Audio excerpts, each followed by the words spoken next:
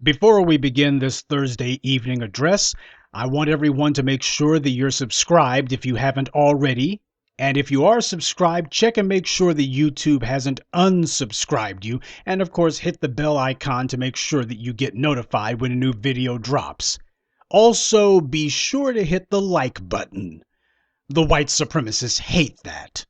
Now, that said, you can tell when the white media feels that they've lost control of the discourse, when they've lost control of the narrative, because they try to change the subject. For the last few days, people have been talking about the murder of Ahmaud Arbery, and the white media clearly does not want to talk about that because they understand this is the exact same failed strategy that they've been forced into. Oh, they thought they were getting away with murder literally for a while, and it seemed like they were. But the more racist cops killing black people who didn't get punished, the more people looked and said, it's undeniable that clearly, the police are being allowed to engage in this behavior. Then you had blow-ups like what happened in Baton Rouge and Dallas. And by the way, after what happened in Dallas, you noticed that when it came time for what's-her-name, Blondie, to get indicted, you notice how Amber Geiger's indictment didn't require the public to be out there chanting and marching and begging and all the rest of it. After what happened in Dallas a couple of years back, when Amber Geiger's got accused, she got arrested almost immediately, and she got convicted. Just food for thought. I just thought that a little historical factoid needs to be thrown in there. But the white media's understood that basically as long as the black community gets to choose which murders it is that are going to be highlighted and the white media doesn't, well, what's going to happen is they're going to lose the argument every single time. And so what's happened is now they're trying to change it. They're trying to pick and choose the place of battle. And I could recognize this thing with Sean Reed immediately. Now, they wanted Sean Reed. They chose this one in particular for a reason. This is exactly what they were trying to do a few years back, where they were hoping the white media was trying to take the initiative away from the black community on police killings by deciding, oh, well, we're going to talk about this black guy over here who got killed because we know, thanks to our contacts in the police who we work with hand in hand, well, we know the circumstances will play much better to the nigger deserved it narrative. That's what the white media is trying to do. They're trying to reinforce that every killing of a black person is always justified. I've told you a million times, the white media doesn't report. They dictate the opinion and viewpoints of established white power. That's what they actually do. They don't report on anything. Their job is to convince the public that the establishment's viewpoint is in fact their own, that the public should believe what established white power believes. And if the public doesn't agree, then at the very least, the public should be tricked to the point where they'll sit on their hands and let established white power do whatever it wants to. They won't openly oppose what white power is doing, and if all else fails, distract them, divert them, get them looking at something else. Oh, they're over here talking about Ahmaud Arbery, and everybody's pointing out this is a lynching. And what's happening is this is being used as a platform to start pointing out that it's time to take these DAs and judges to task. Oh, we got to change the headline. Hey, look at this guy over here, Sean Reed. Hey, he's black. Well, he was, and he was killed by the police. And there's videotape of the killing taking place. But when you look at the Sean Reed killing, what you see is there happen to be some circumstances that the white media selected this killing for. They didn't just get this one out of the blue. It didn't just fall in their laps. They selected this one to highlight. This was not one that the black community brought to light. It's one that the white media selected. Why did they select it? A, he was killed by, allegedly, a black officer. B, they could point out that, hey, he was live streaming this and there was some sort of car chase going on. And they said, oh, he was sending out messages, giving LOLs and such. Oh, they said that there was some sort of back and forth gunfire. In other words, they're looking and feeling, oh, well, this one should be a slam dunk for us to paint this as the black guy deserved to die. That's what they're wanting. That's the point that they have to reach in this case. They cannot invent a narrative where Ahmaud Arbery deserved to die. The video made it where people were already looking and going, it's unjustified. Once they saw the video, they said, now it's completely intolerable. And the white media is going, man, this blew up in our faces. We're on the defensive. The white media feels on the defensive because of the Ahmaud Arbery case. Their job as the propaganda arm of white supremacy is imperiled. They're not able to carry out their job. So it's a matter of they're losing this argument. So now they're trying to retreat and change the subject to one that they're not losing. They're trying to find one that hopefully they can win. The white media is not what you think of them as, or rather not what you've been told to think of them as. See, a lot of you believe the white media's own propaganda. They present themselves to you with this fraudulent image that they are neutral, dispassionate analysts, and they pore over the incoming reports that come into the newsroom and the events of the day, and they carefully choose what the most select important things that you need to know, and then they assiduously check and recheck the story to go over the facts to make sure they got it right, to dot every I and cross every T, because they worship at the altar of truth and accuracy, etc., etc. It's a cute little lie, and it's one that they spent a lot of time and money manufacturing, because if you're going to have a propaganda mill, you need to make sure people believe it, at least on some level. Look, the white media does not wait for stories to come into them, okay? That's a lie that they told you.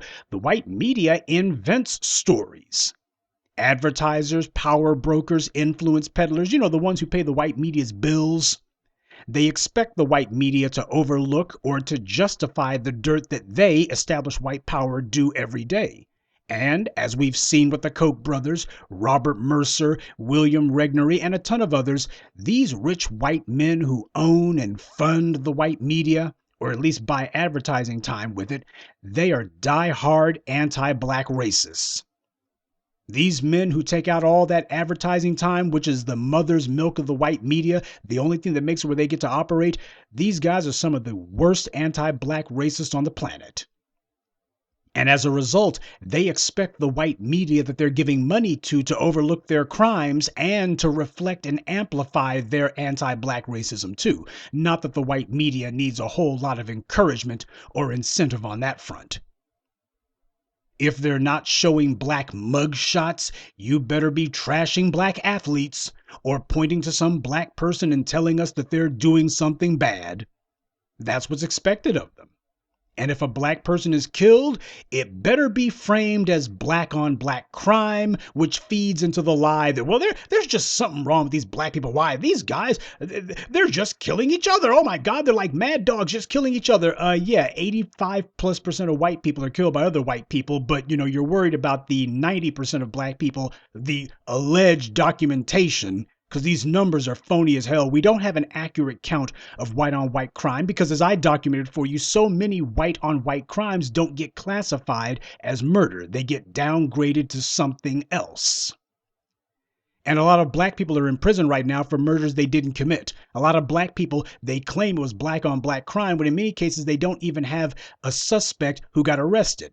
And as the black media is documented for you, a lot of those crimes were in fact committed by white people but attributed to black ones. So when it comes to the black on black versus white on white crime narrative, we do not have accurate numbers to begin with. But nonetheless, the white media has invented this idea that, oh, well, black people, why, they're just like mad dogs attacking each other, etc., etc. That's the narrative that they invented. And if the black person is killed by a white person, well, the first thing they say is, well, what about black on black crime? So now you know what that entire ploy, what that entire hoax is meant to do. It's meant to justify and give them a talking point for when they kill black people. And next, the white media smears the victim so that the public is conditioned to justify any killing of a black person. That's the white media's job. They exist for a purpose, to reinforce white supremacy. And the foundation of white supremacy is black subjugation. You cannot have a racial hierarchy without ensuring that that racial hierarchy remains fixed in place and does not move. That cannot happen without violence. Human nature is not constituted in such a way to allow for something to remain in place forever unless it is made to. What's that old saying that Organizations tend toward chaos unless acted upon by an outside force. Well, for white supremacy, black empowerment, why, that would be the worst of all possible worlds, so we have to stop that from happening. Justice to white supremacy is an undesirable condition. They spent 500 years trying to stamp it out of existence. So the only way you're going to keep justice from actually being able to exist as it should is you got to have an outside force, hence white supremacy. The media serves the interest of established white power, and white power has no interest higher than maintaining the racial hierarchy that it put in place 500 years ago. But that hierarchy isn't based on anti-Latino racism. It's not based on anti-Asian racism. It's based on one thing and one thing only: anti-black racism. And since the white media is itself an invention of white power, every one of their broadcasts is going to be dedicated to reinforcing that ideal. It's based on that and nothing else. There's no low that the white media is not willing to stoop to when it comes to justifying and even celebrating the murders of black people.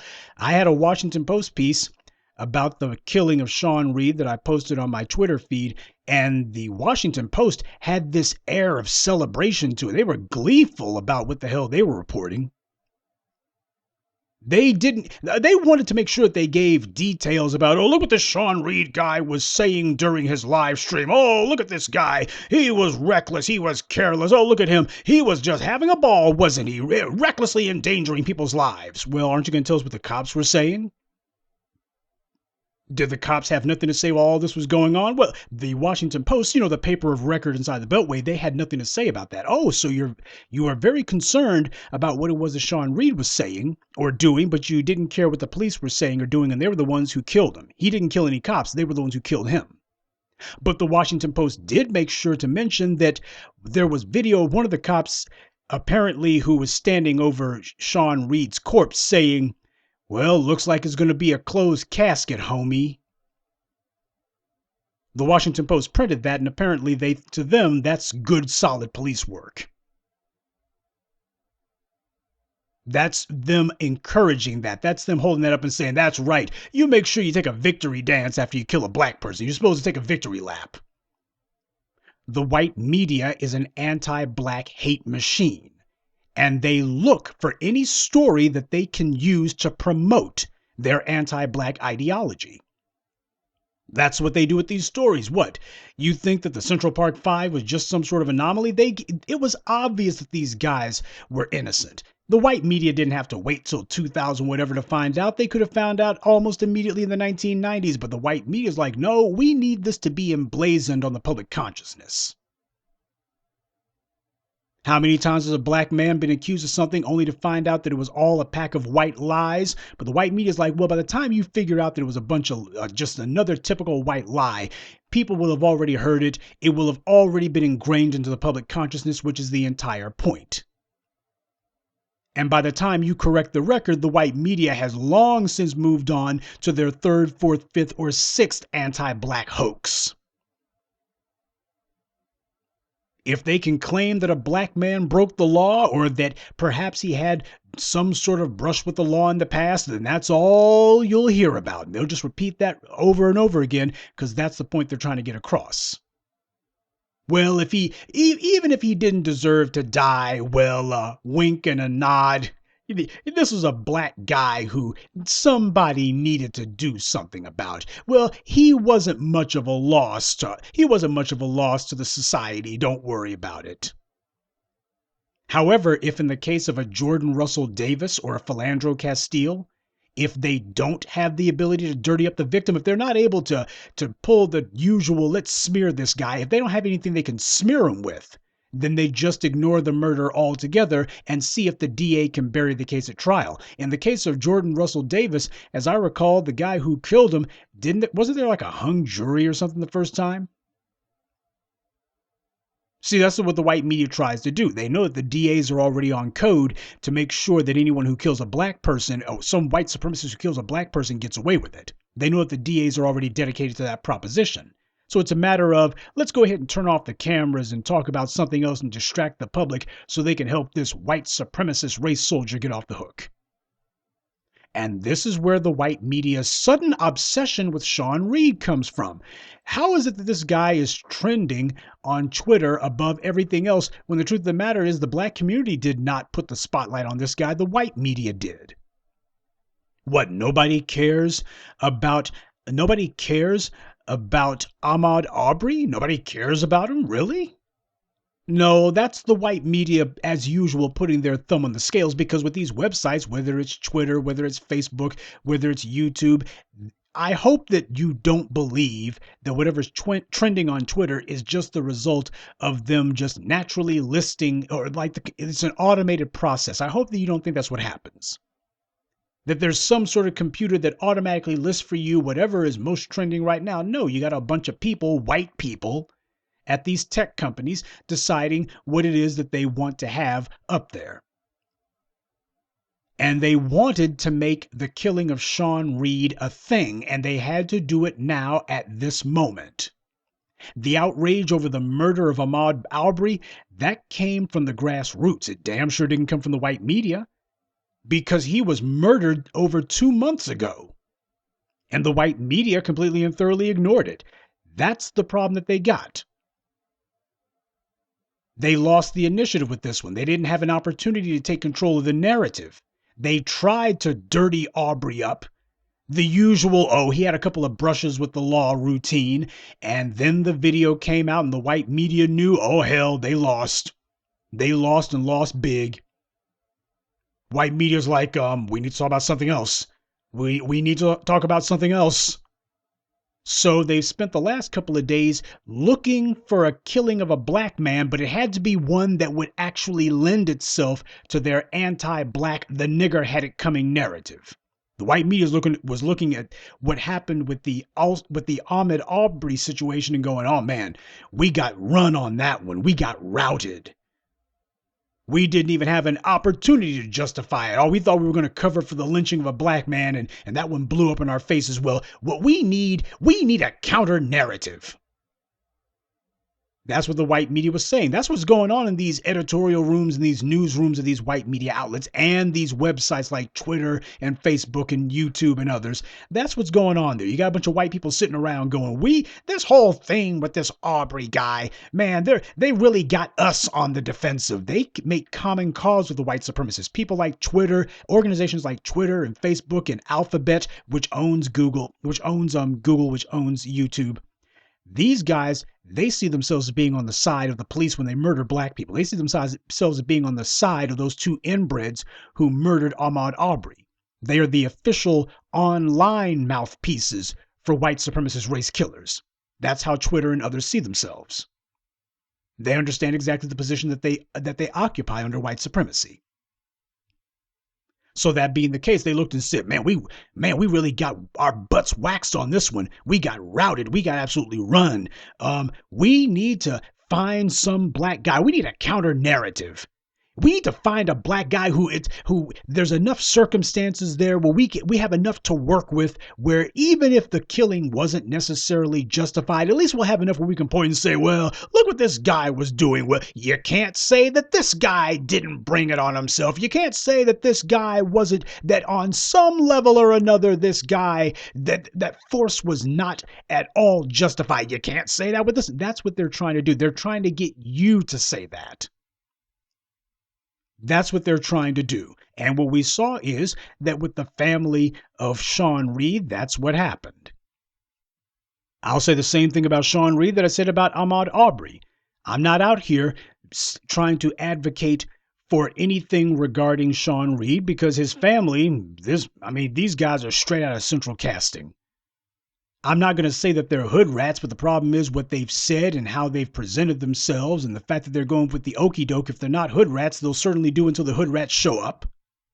They're sitting here co-signing the killing of their own sibling.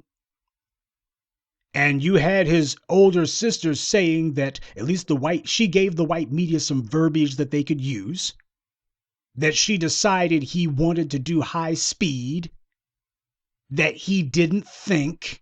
He was dumb. I'm quoting her verbatim. He didn't always think before doing certain things, which is wrong. That's what she said, sounding just like Eric Garner's widow. Remember Eric Garner's widow saying that he was dumb too? Oh, he wasn't that bright. He was just trying. He wasn't that bright. You see, the white media, they look to make sure that before they go with a story, they want to make sure that the story is going to lend itself to their narrative. And that's what they've been doing with a number of those killings of black people. They were trying to find instances because they knew that they had lost the initiative. They knew that they had lost control of the public consciousness when it came to police killings of black people. So it was like, we're going to cherry pick some killings of black men by the police, and we're going to make it front page. Hey, look at this black guy over here was killed by the police. And then, we're going to make sure there's a black guy who we've had a chance to vet. The police will have already told us if he's had any priors or anything, and hopefully it'll give us some verbiage to work with. We'll have some wording to work with. We'll have some circumstances we can point and say, well, this is a bad guy. The white media was on a tear to do counter programming, and they're at it again. Was Sean Reed treated differently than, say, a white man who decided to lead the police on a chase and live stream it? Of course he was. But the truth of the matter happens to be, before we call ourselves going on a crusade for this guy, we might want to ask whether or not we're going to be having to fight his family alongside fighting the white media and the other racist fellow travelers with whatever white supremacist forces ultimately result in his death. We can't have a situation where we're having to fight the white supremacists and the family of the deceased. And that's the reason why, as far as I'm concerned, I'll talk about the Sean Reed killing, but I'm not going to be out there saying we have to get justice for Sean Reed.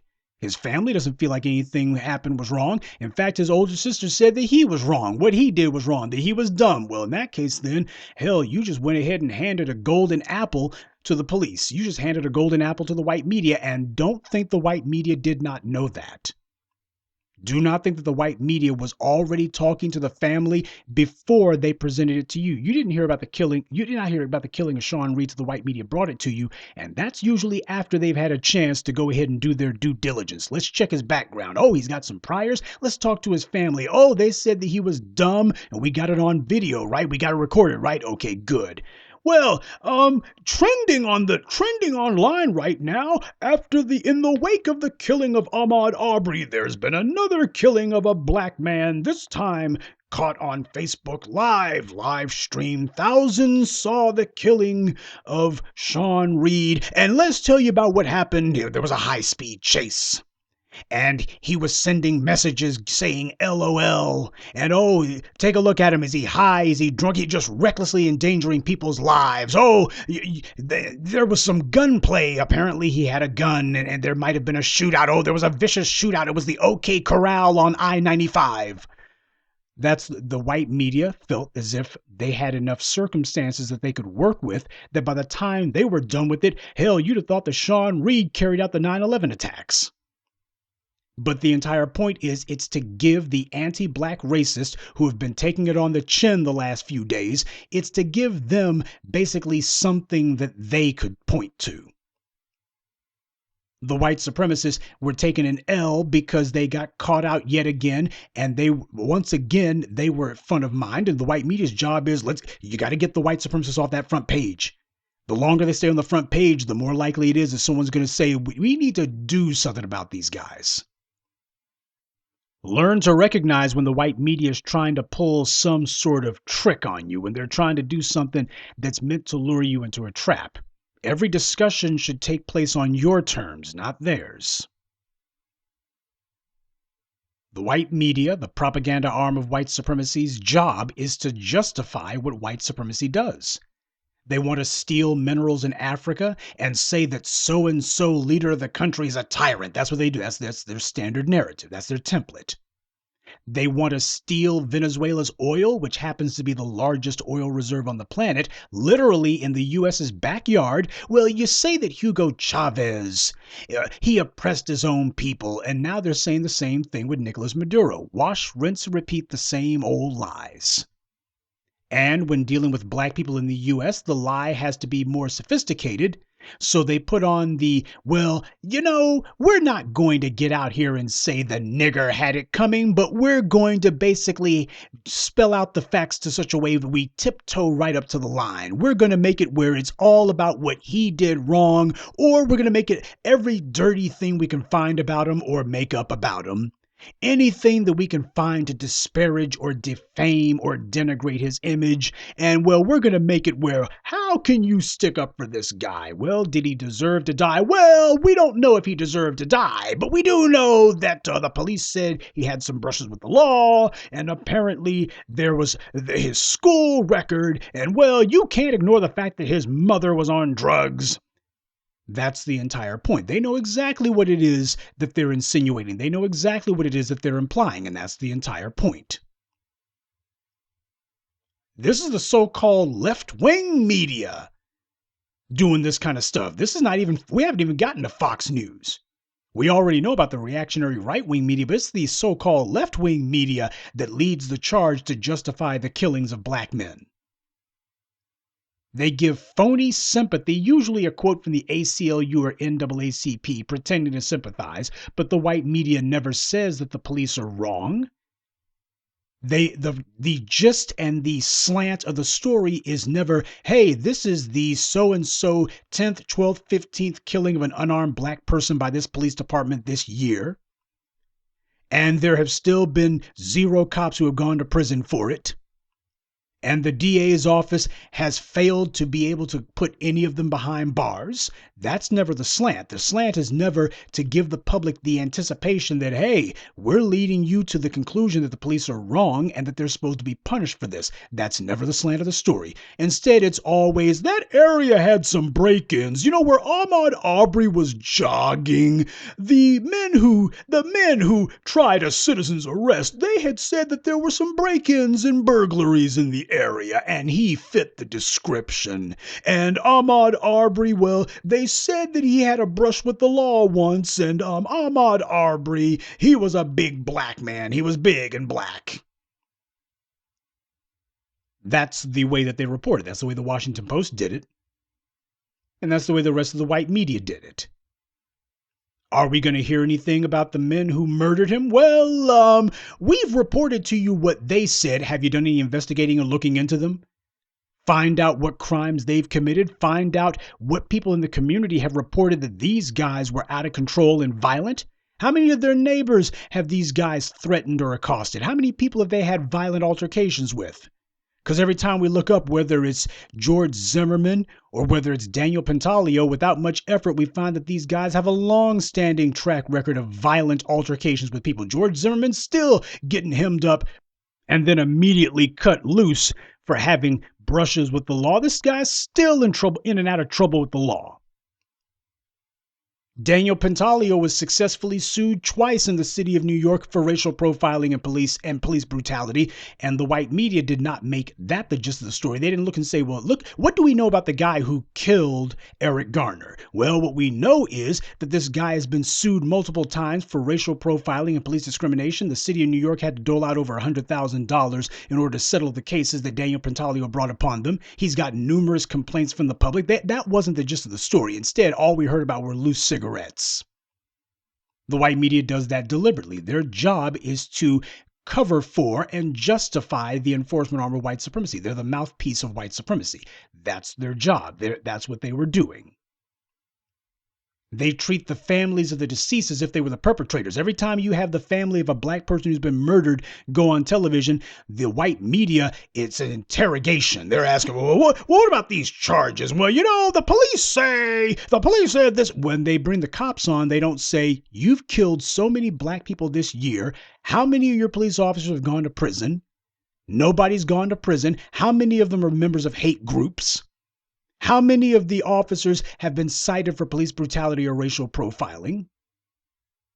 They never, ever treat the police as what they are, the perpetrators of violent crime. They never, ever do that. Instead, it's a friendly little gab fest And well, the department is looking into these things. We can't comment on it because if it's an ongoing investigation, that's very interesting. Because the second that a cop gets shot, especially if it's a black person, they don't ever say, well, we can't comment on it. It's an ongoing investigation. It's never an ongoing investigation that they can't comment about if they believe that they can pin a police shooting, the shooting of a police officer on a black man. All of a sudden, they can go ahead and give you names, dates, places in alphabetical order. They can tell you everything that they know. They're an open book. Well, what about the video? We'll have the video out immediately. Or if it's an instance where they feel as if they actually can say, well, you can't say that this was an unjustified shooting. If they have an instance like that, which are so few you can count them on one hand and still have enough fingers left to drive, then all of a sudden they can release video immediately. Otherwise, well, wait a minute. The shooting that you did of this black man yesterday, that was only about 16 hours ago. And you're releasing the video within the first 6 hours? How the hell does that work? Well, it's in the interest of transparency. Yeah, well, what about this brother over here who you just got through shooting to death? What about him? Well, there's an ongoing investigation. See, what they're trying to do is they're trying to manufacture headlines. That's why they do that kind of stuff. They figure to themselves that with the white media's eager assistance, they'll be able to manufacture a headline that the police have released video immediately showing the killing of a black man. What they don't realize is the black media is here, and they're not going to be able to get away with that. The moment that you decide that you're going to release one video of a police shooting, now you got to release all of them. The second you try that in the interest of transparency crap, we're going to throw that in your face for every police involved shooting, every single one of them. So what happened was the cops realized, oh, okay, we're not going to, that's going to be a real sticky problem for us. We better stop that. We're not going to get any mileage out of that one. And the white media realized they wouldn't get any mileage out of it either. That's the white media's template. That's their standard frame for shaping public opinion. This is meant to set a boundary in the public mind as to what they ought to expect when it comes to the police or just when it comes to white supremacists in general murdering black people. The white media wants to condition the public to instinctively not demand that the police be punished. That's the idea. It's a matter of, well, if we can just subject you to a breaking process. We know that you're outraged, but if you see enough white supremacists with badges get away with killing black people, then you'll understand that there's no point in even trying to punish them, that it just can't be done. Isn't that what Jeffrey Toobin, white supremacist scumbag that he is, said on CNN? Well, the public just believes the cops, they just believe the police. Yeah, until they don't. Now you can't pay Jeffrey Toobin to talk that dumb crap, and you can't pay CNN to talk about it either. The white media had no problem when all these white supremacist thugs with badges were getting away with killing black men. They had no problem repeating that, oh, well, just nothing that can be done. The public just believes them. The white media had no problem discussing it. Now that they're starting to go to prison and the pattern has emerged that, the free ride's over. Now the white media doesn't want to talk about it anymore. All of a sudden, they don't want to comment on the public believing the police. All of it is, because they don't want to reinforce the narrative that the public is looking at the police as a gang of criminals who must be punished. They're not trying to reinforce that narrative. So, as I've always told you, you'll be able to recognize when you've won an argument with these anti-black racist scumbags, not by the sound of them giving up the ghost and saying, okay, we were wrong, we admit it, we wave the right flag. They're not going to do that. What they're going to do instead is they're going to be silent. When you hear the sound of silence, that's when you know that they've been beaten. Same thing here with Ahmaud Arbery. They gave up the idea of trying to smear him. They knew that wouldn't work. So we're looking around going, hey, isn't the white media going to try to justify his killing anymore? You've been talking that trash for the last few days now. Aren't you going to keep it up? Nope, they've run on to something else now. The white media wants to condition the public to think that punishing those who harm black people is somehow out of bounds. The goal is to set an expectation in the minds of the public that they should expect the police and now just any white supremacists on the streets to kill black people and to expect that there will be nothing done about it. They always treat the police as if whatever harm they carry out is basically justified. That's part of the social programming that the white media attempts to carry out. It doesn't matter if the white media comes across a story or if they decide to invent one, they always do the same thing. They mangle the facts, they spin the story beyond all recognition in order to make it fit their preconceived, pre-canned narrative. Most of the time, they start off with their narrative and then look around to see if they can find a story that will fit it. Because that's the thing you got to understand. A lot of you get the white media's process backwards. You think they start off with a story and then try to make it fit the narrative. That's not what happens. They start off with their narrative and then they go, hey, we're going to cover this story. Nah, it doesn't fit the narrative. Oh, what about this one over here? Nah, it won't fit the narrative. Hey, what about this one with Sean Reed? Well, what about it? He Facebook lived he was killed on Facebook Live. Well, we probably can't use that. Hey, apparently there was a car chase with the police. Car chase? Tell us more. Well, apparently the police stood over his dead body and were saying, it's going to be a closed casket, homie. That'll be a nice button to put on it later. But what about the chase itself? Tell us more about it. Well, the chase came to an end. Oh hell, did they kill him before the chase came to an end? No. Oh, well, what happened? Well, he got out of the car and the police claimed that there was a shootout. Really? How many shots did Sean Reed fire? We think he fired one shot. Well, that's a shootout. We're going to call it a shootout. That's definitely, it was a shootout. By the time the white media is done, they'll have you thinking that Sean Reed was Machine Gun Kelly, Al Capone, and Ted Bundy all rolled into one.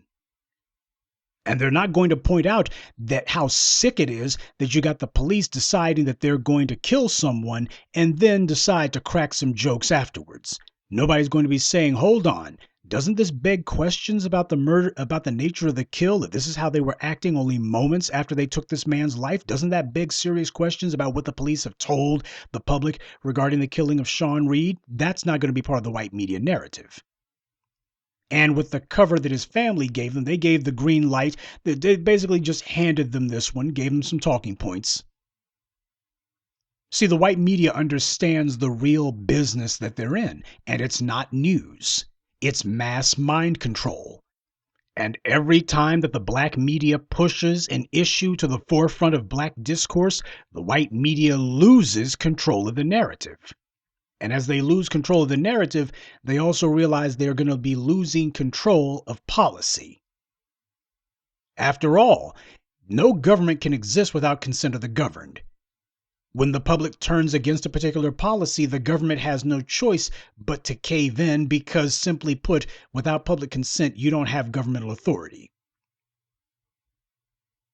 So they have to keep moving on to something else, like they did with police shootings of black people, like they did with Kamala Harris, like they did with Michael Bloomberg, and like they did after their attempted smearing of Kobe Bryant. Whenever the black media calls these bastards out, what happens is they have to move on. And this kind of moving target tactic that the white media pulls, it may help them avoid having to admit that they got spanked, but what it also does is it keeps them from being able to deeply embed their lies into the social consciousness. Because what happens is they're moving on to them so fast, at the end of the day, repetition is still the mother of learning. And if you don't have enough time to actually repeat your lies over and over and over again, that means it doesn't get a chance to take root in the public mind. Lies do not take root instantly. They require time and a hell of a lot of repetition. Even if you have a white media that's able to broadcast a lie full spectrum where everybody sees it once, the problem happens to be you need the lie to hang around a long time. And that means the lie must go uncontested. That's the only way that a lie can stand for a long time. And because of the fact that you had a bunch of black bootlicks, the roly-polies and the Joy Reids and the breakfast schlubs who would just repeat whatever the white media told them to say, there was a good vacuum that the white media could work within. Hell, you would have black people repeating the white media's lies, or at the very least not challenging them. Until now. The black media has on numerous occasions robbed the white media of both of their requisites that they need in order to get their lie to win the day. They get to spew their lies, but they never get a chance to harp on it. Their lies never get a chance to dominate the discussion because now there's a substantive counter-narrative being pushed. And when they get called out, they run for it. So it's good that they're having to keep moving. But let's make it clear, the black media, we don't intend to be stuck playing whack-a-mole with these clowns. Right now, we do not have the resources or infrastructure in place to really give them that work like they're supposed to get. But we're getting there. With your support, we're going to get there. Regardless of what you may think about Ahmaud Arbery or Sean Reed, I want you to understand that for the white media, the killing of a black person under any circumstances is nothing more than, as Malcolm X put it, a political football in their game of power politics. And as I've taught you, the definition of politics is the distribution of power in a given setting. So they look at the killing of Sean Reed as an opportunity to change the headline, or at least to have a story of a killing of a black man that actually they'll be able to work it. It's more favorable to their narrative. They feel as if they have more to work with now in order to make it where this time the narrative is going to go the way they want to because they chose this particular one. They were like, okay, we didn't get a chance to choose Ahmaud Arbery. That one got sprung on us by these black folks, but we chose this Sean Reed one. There's a little bit more for us to work with now. It's not about the circumstances of the murder. It's about upholding and justifying the selective murdering of black people. That's what the goal here is about. That's what the argument here is. That's what this entire debate with the white media is about. That's what we're having a tug of war over. With Ahmaud Arbery, they realized they went too far. They tried the old playbook and it blew up in their faces. And every time that smearing a black man fails, what happens is they're reinforcing that it doesn't matter. You can sit here and say you can list off the guy's priors. He can have a rap sheet long as your arm, but that's not going to make it where the outrage is going to be dissipated. And that's not what the white media wants. They want the public to learn that whenever a black man is killed by the police or by some white supremacist without a badge, then it was a justified killing and he had all of these priors and, well, you can't argue that he didn't have it coming. That's the narrative that they're trying to reinforce. Now they're trying to distract us from Ahmaud Arbery and push another murder, this time one that they think that they can actually paint as being justified on some level. At least they think that the circumstances make it where you can say, well, you can't say that he didn't provoke them. You can't say that the police should not have opened fire on him. You can't say that. You can't say that they should have, that this guy was just walking down the street. You can't say that this guy was minding his own business. You can't say that this guy was innocently out for a jog down the street. You can't say that. That's the point that they had to reach. That's the talking point that they had to reach. They chose Sean Reed specifically because they want a circumstance where they can point and say, this guy had it coming. I'm telling you guys to be very careful about allowing the white media to get you to say certain things. Because once you accept the premise, you must also accept the conclusion too. It's like with the Me Too scam. Every time they mention a Harvey Weinstein, they had to mention a Bill Cosby. They mention Kevin Spacey, you have to mention R. Kelly too. You got to do that because we want to make it clear that if we mention a white guy, there's a black guy in there too. We're not just going to make it where there's just white faces up here. We're going to throw some black ones in here too. In fact, we're going to ignore the white faces and just make it all about the black ones, creating a false association in people's minds. Because human beings learn largely through repetition. So take a lie and repeat it nonstop until hopefully it takes hold. The white media is at war with us, okay? And they understand they got to be sophisticated about how they carry out that warfare. First thing they got to do is they have to get you dancing to their tune. So what they did in the case of Sean Reed was they were trying to set up a media trap.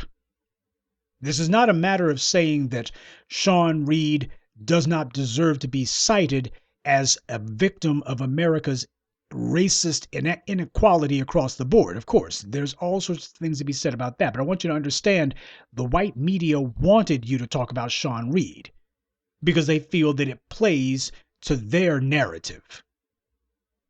They already knew what his siblings were going to say before they even reported it to you. And once they felt that they had enough dirt, and once they felt as if they had enough trump cards stacked up, then there was like, okay, now we can go ahead and report on it. And hey, look at this Sean Reed case over here.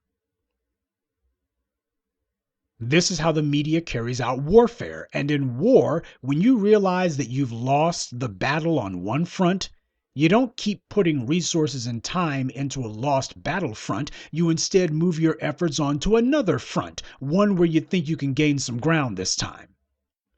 There are actually significant differences between the cases of Arbery and Reed, but the white media is trying to make it where it's exactly the same because they need to invent a talking point that, hey, here's a black man who's been killed and it was caught on video. Yeah, but you can't say he was just jogging down the street innocently minding his own business.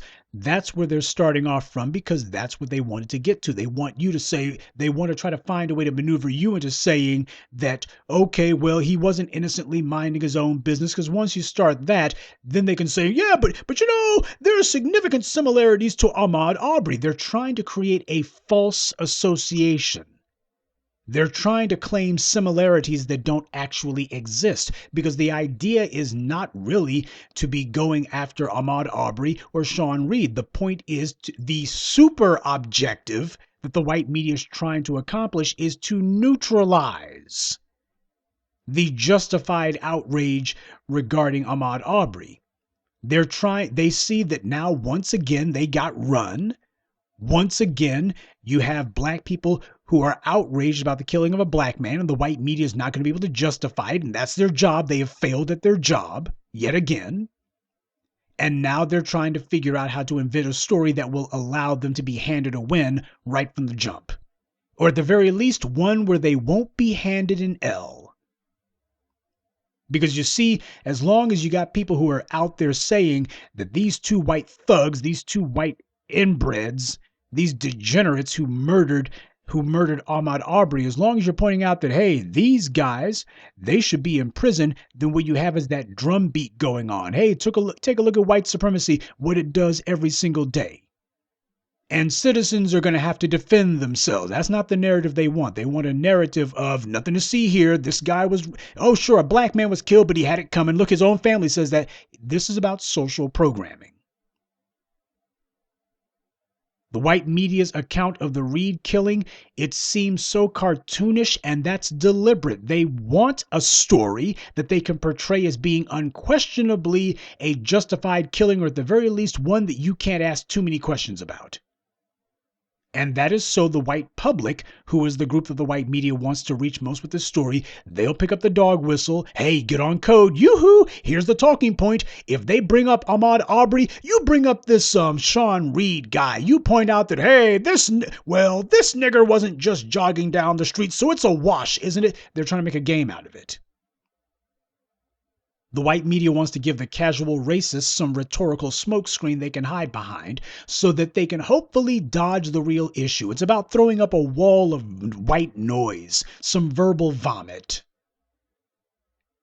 They're trying to, in their minds, as they see it, they're trying to effectively neutralize the public outrage over the Arbery killing and the subsequent refusal by the authorities to prosecute the murderers. They're trying to effectively neutralize it as they see it.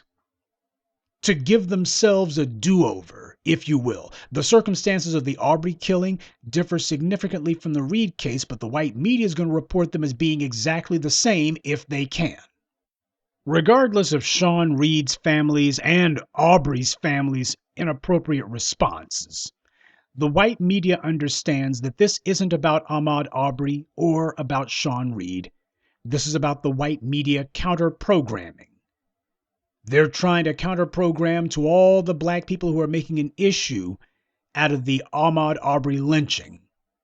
The white supremacist policy of summarily executing black people, that's what they're trying to protect. And they see it as being under siege right now because it is. White supremacy is held together by systematic, unpunished violence. It is held together by the ability of white supremacists to be able to assault people, to be able to rob people, and to murder people with complete impunity. If people start questioning that, if people start opposing that, white supremacy has nothing to hold itself together with because white supremacy is not based on justice. It is based on marked, deliberate, blatant injustice.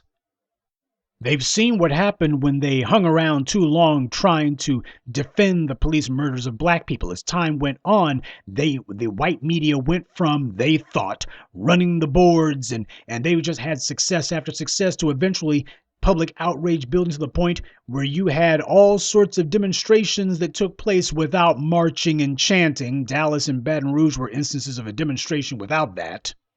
And what the white media realized was they had lost the narrative. The public outrage was only growing and getting worse and worse. After Baton Rouge and Dallas, you didn't have the public saying, I mean, they were thinking to themselves that after this, oh, that's going to be the end of Black Lives Matters, but it wasn't.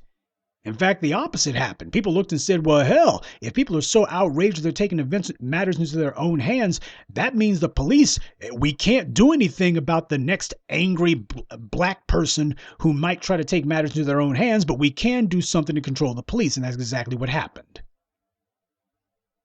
So the white media is looking now and going, well, we got to just, if we have a situation where the police or some white supremacists on the streets cannot just run up on a black person and kill them with impunity, then how do we institute the violence necessary in order to keep black people from actually rising up and actually having their lives and their freedom and their power? You see, white supremacy is absolutely reliant on violence. That's the only thing that it's got. It doesn't have money. It only has what it stole from other people. And it only is able to hold on to what it's stolen because of the credible threat and the certain use of violence. That's the reason why they have to hold on to this. This is the primary tool that they use to get their way. And now what's happening is people are questioning it. People are saying it's illegitimate. And now what's going to happen is the police can't use it. White supremacists on the streets can't use it. Yeah, you're going to be disarmed. That's what the white media is looking at. We're the enforcement arm of white supremacy, both its regular forces, the police, and irregular forces, white supremacists on the streets. These guys are going to wind up being disarmed, or at the very least, they understand that there's going to be a credible deterrent. You can go ahead and try some white supremacist terrorist ambush on a black person, but you're also going to be cooling your heels for 25 to life, too. They see where the trend is going. It's going in the direction that we have prescribed. And now, as a result, the white media is trying to manufacture a win for themselves. And they're all working together to push the Reed story, publicizing it everywhere with the exact same slant. They want everyone to see it. They want everyone to talk about it so that they get to spew their little talking points. Well, this guy was a high-speed chase, And, this guy was no choir boy, You can't say that he was just minding his own business, jogging down the street, You can't say that about this one,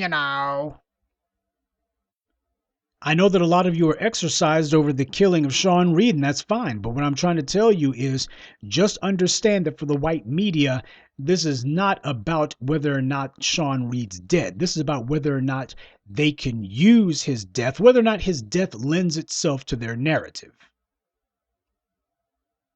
Because right now they were just taking it on the chin. They needed those Ahmaud Arbery headlines to go away. They needed people to stop talking about Ahmaud Arbery and talk about someone else. Do you think the white media would be so eager to talk about Sean Reed if he too had been jogging down the street, live streaming his daily exercise routine, and the cops decided that they were going to shoot him down like a dog in the street? You think that they'd be so eager to do that? They damn sure weren't very eager to report on the murder of Jordan Russell Davis. The white media wasn't very interested in that at all.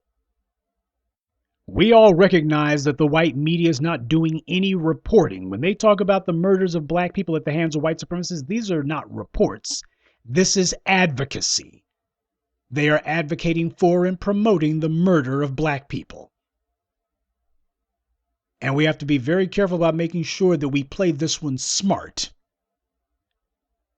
It would be one thing if the Sean Reed story was brought up on our terms, but the white media brought it up on theirs. As Sun Tzu said in The Art of War, you must choose the time and place of battle. You do not let the enemy choose it.